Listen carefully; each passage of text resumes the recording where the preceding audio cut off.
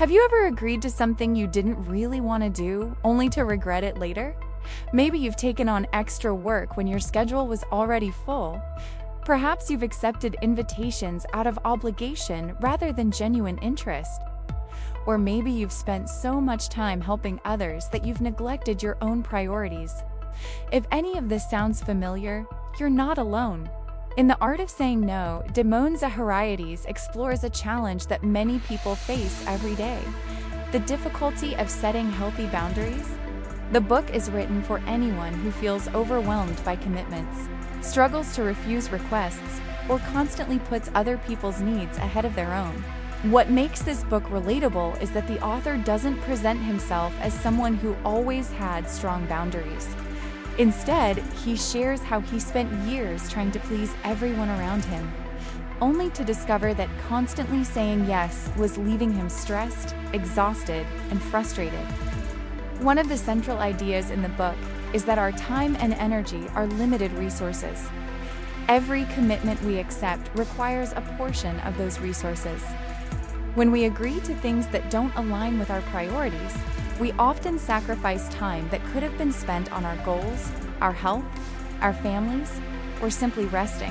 Many people believe that always helping others is a sign of kindness. However, the book encourages readers to look deeper. Sometimes our inability to say no comes not from generosity, but from fear. We may fear disappointing others, creating conflict, damaging relationships, or being perceived as selfish. The author suggests that true generosity comes from choice rather than obligation. When we help because we genuinely want to, the experience feels positive and fulfilling. But when we help solely because we feel pressured, resentment often follows. Another important theme throughout the book is the realization that boundaries are not barriers.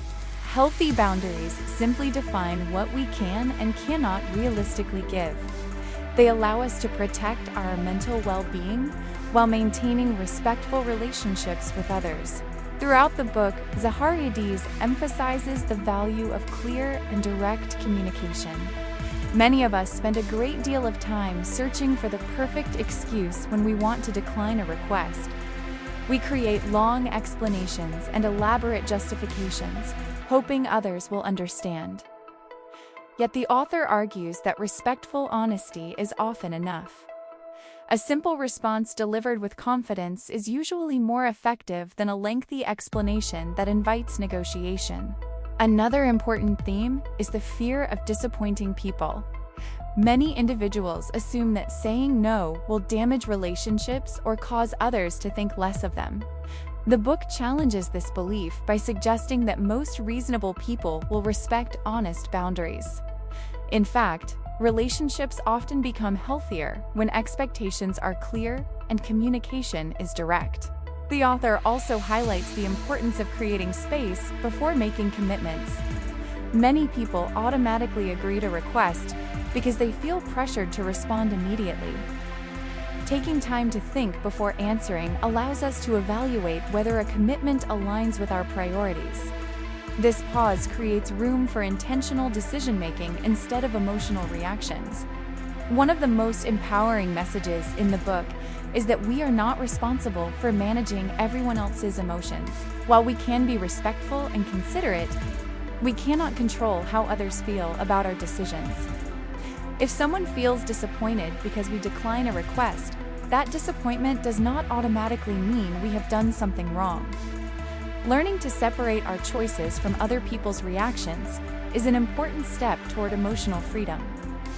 The book also acknowledges that developing assertiveness is a skill that requires practice. Just as physical strength is built through repeated exercise, confidence grows through repeated action. Small acts of assertiveness can gradually prepare us for larger situations where boundaries are needed. Over time, saying no becomes less intimidating and more natural. Another recurring message is that our time and energy have tremendous value. We often guard our money carefully, yet freely give away our hours without considering their worth.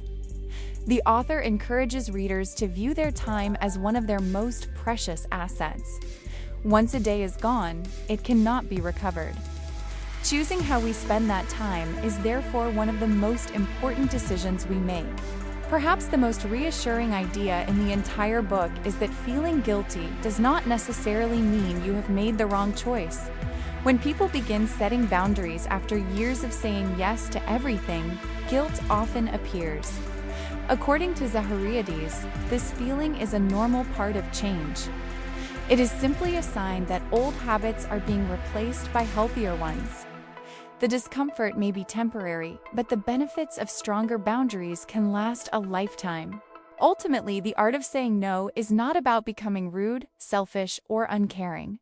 It is about learning to respect your own needs while still treating others with kindness and respect. The book reminds us that every time we protect our time, energy, and priorities, we create space for a more balanced, fulfilling, and intentional life. The ability to say no is not a rejection of others. It is an affirmation of what matters most to you. And sometimes, the most powerful word you can learn to say is also the simplest.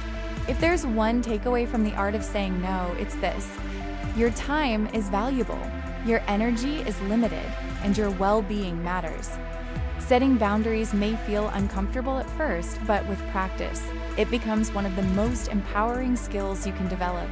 Thank you for watching. If you found this book summary helpful and would like more insights from life-changing books, please like this video, share it with someone who might benefit from it, and subscribe to the channel for more book reviews, personal development lessons, and motivational content. And remember, every time you say no to something that doesn't serve you, you're saying yes to a life that does.